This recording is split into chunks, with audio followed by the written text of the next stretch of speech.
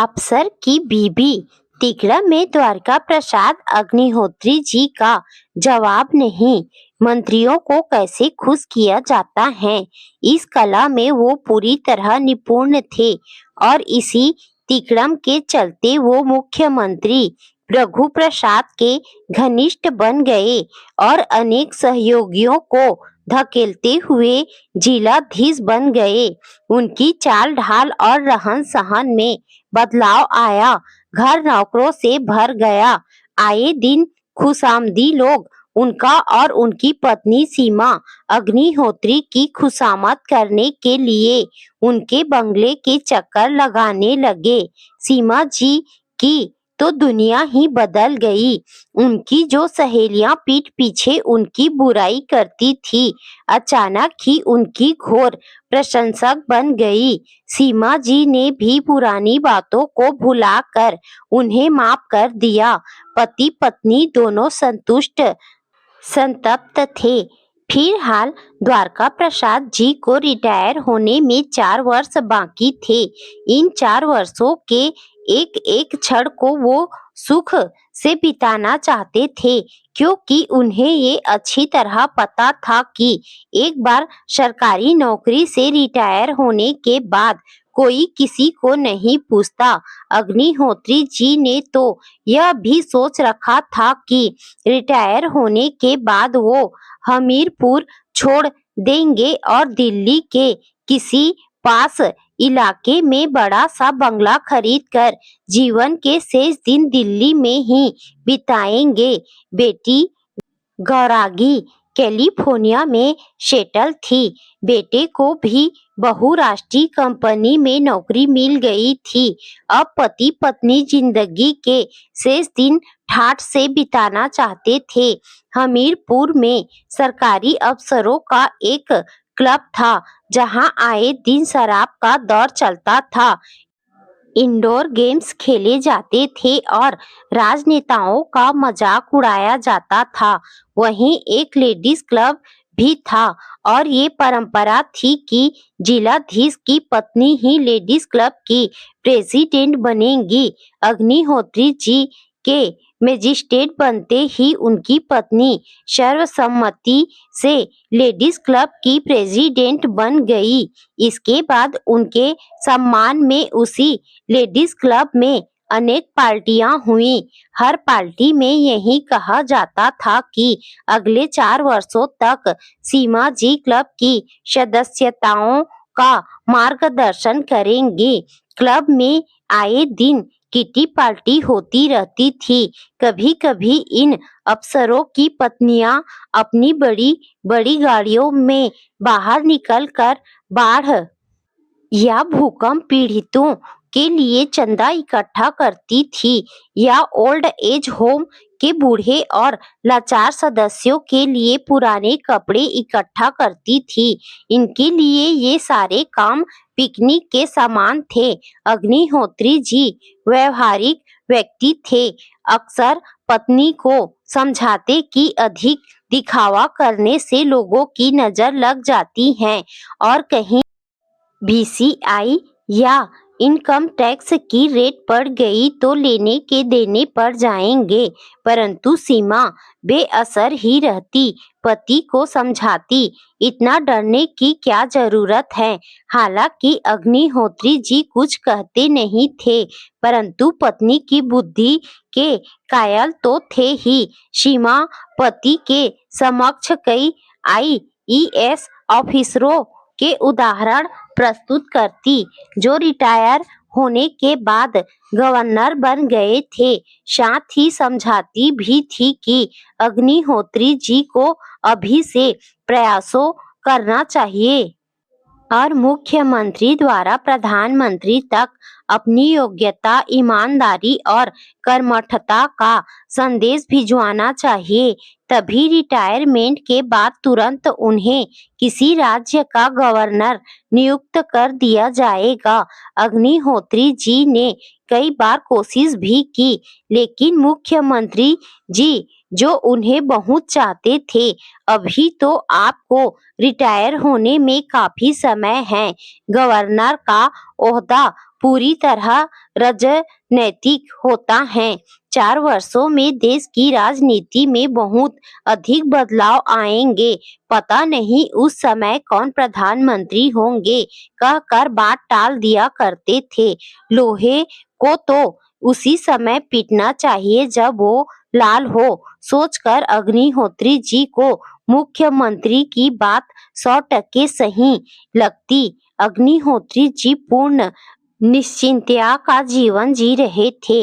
उनके अधीनस्थ अफसर प्रति माह नियमित रूप से अपराधियों से मोटी धनराशि वसूल करके उनकी जेब गरम कर जाते। इसमें से 1/3 रकम वो प्रति माह श्रद्धापूर्वक मुख्यमंत्री को चढ़ा आते। सबका काम मजे में चल रहा था। अग्निहोत्री जी से ज्यादा रुआब दाब उनकी पत्नी सीमा का था। अधीनस्थ अफसरों का तबादला तो वो स्वयं मोटी रकम लेकर करवा देती थी। अग्निहोत्री जी तो मात्र इन तब दलों के आदेशों पर हस्ताक्षर करते थे। महिला क्लब की प्रेसिडेंट बनते ही मिसेज अग्निहोत्री का रुतबा बदल गया। उनके तो पांव ही जमीन पर नहीं पड़ते थे। अभी अग्निहोत्री जी को मजिस्ट्रेट बने हुए फिलहाल 6 महीने ही हुए थे कि एक भयानक घटना घटी। सीबीआई सुरेश सिंह नाम के एक व्यक्ति को गिरफ्तार किया जो चोरी छिपे गैर लाइसेंस वाली बंदूकों को खरीद रहा था। कड़ी पूछताछ के बाद पता चला कि उसका असली नाम मोहम्मद यूनुस था और वो अग्निहोत्री साहब के आउट हाउस में रहता था। उन्होंने अपने सभी स्टाफ को हिदायत कर दी थी कि मोहम्मद यूनुस को कोई तकलीफ नहीं होनी चाहिए। उनका खाना मजिस्ट्रेट साहब के घर से ही बन कर जाता था। ये व्यक्ति चोरी छिपे बंदूकें खरीद कर उग्रवादियों को दिया करता था। वहां से उसे जो रकम मिला करती थी उसका आधा भाग वो मजिस्ट्रेट साहब को नियमित रूप से दिया करता था। इसके पास से सीबीआई ने अग्निहोत्री साहब और अन्य बड़े लोगों के साथ खींची हुई अनेक तस्वीरें भी बरामद की। खबर मिलते ही मजिस्ट्रेट साहब के होश उड़ गए। बहुत कोशिश की कि सीबीआई इस मामले पर पर्दा डाले रहे। मुख्यमंत्री से भी गिड़गिड़ा कर कहा कि सीबीआई को डांट लगवाए और मोहम्मद यूनुस को छोड़ दिया जाए। वो तो इसी गलतफहमी में थे कि मुख्यमंत्री जी उनकी मुट्ठी में हैं, परंतु उन्होंने तो गिरगिट की तरह रंग ही बदल लिया।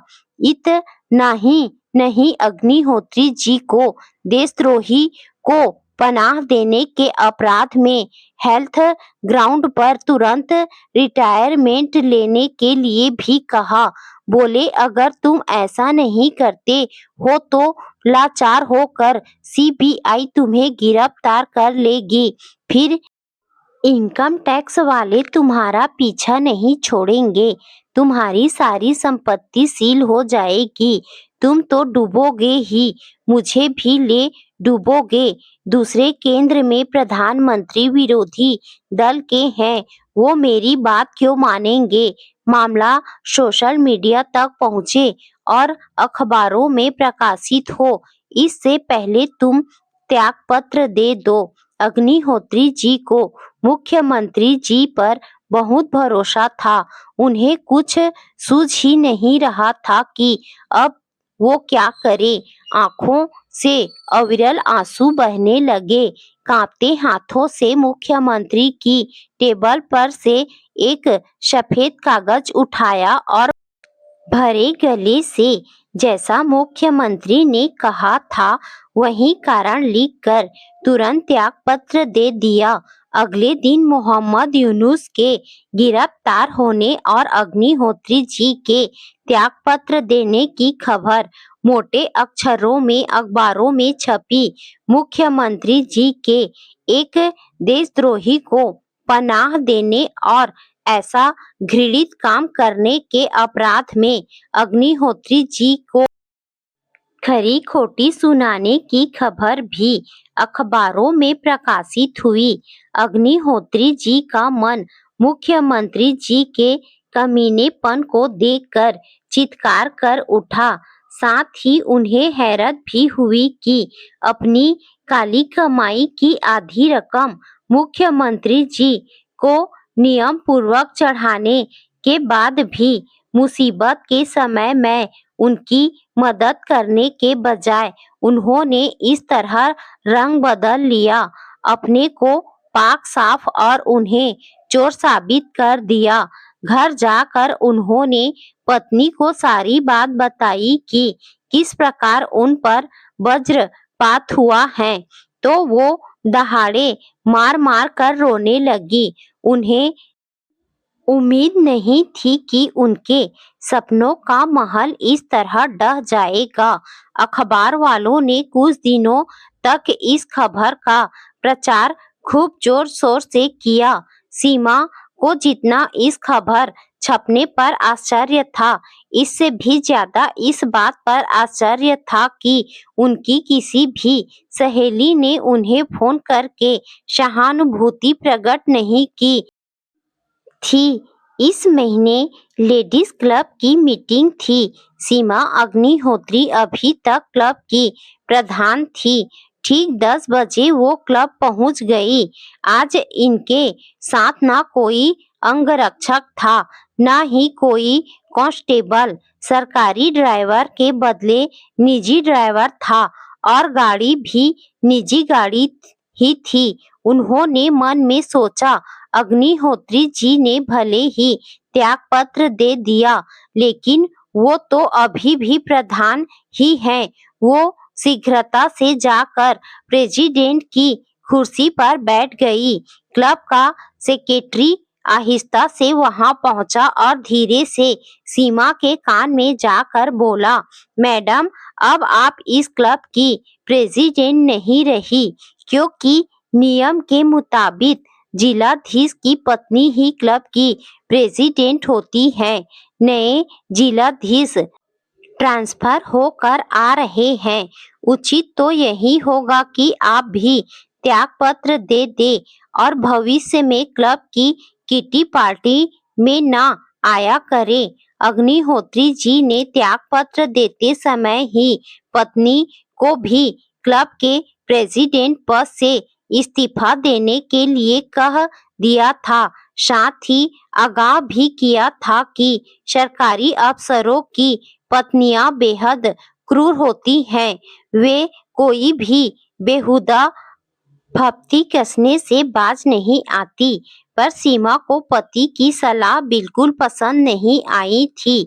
इसी मुगालथे में रही कि उन्हें कोई प्रेसिडेंट की कुर्सी से हिला नहीं सकता है। इससे पहले कि मिसेज अग्निहोत्री सेक्रेटरी की बात का जवाब देती, उनकी घनिष्ठ मित्र कर्मशिला ने खड़े होकर स्पष्ट किया, मैडम, आपके पति को देशद्रोही होने के कारण त्याग पत्र देना पड़ा है। ऐसे व्यक्ति की पत्नी को हम लोग अपने क्लब में कैसे शामिल कर सकते हैं?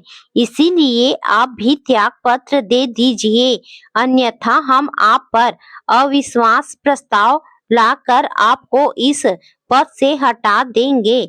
हाँ, एक बात और है कि इस क्लब की मीटिंग और किटी पार्टी में आप तभी शरीक होंगी जब आपको बुलाया जाएगा। सीमा अग्निहोत्री आंख फाड़ फाड़ कर अपनी सहेली को देखती रही। कल तक वो उनकी खुशामद करने में दिन रात एक किए रहती थी। आज कितनी बेशर्म होकर उनका विरोध कर रही है। उन्हें अभी भी विश्वास था कि उनकी सहेली चाहे उन्हें धोखा दे रही हो, लेकिन क्लब की अधिकतर महिला सदस्याएं उनके साथ होंगी, क्योंकि समय समय उन्होंने कभी न कभी हर सदस्य की मदद की थी। उन्होंने आओ देखा न ताओ बोल उठी, मेरे पति पर लगाए सारे आरोप बेबुनियाद है। उन्होंने अपने गिरते स्वास्थ्य के कारण स्वैच्छिक रिटायरमेंट लिया है। ऐसे व्यक्ति पर कीचड़ उछालना उचित नहीं है। अखबार वालों का तो यही काम है, झूठी सच्ची सनसनीखेज खबरें छापते रहते हैं, वरना कौन उनका अखबार पढ़ेगा।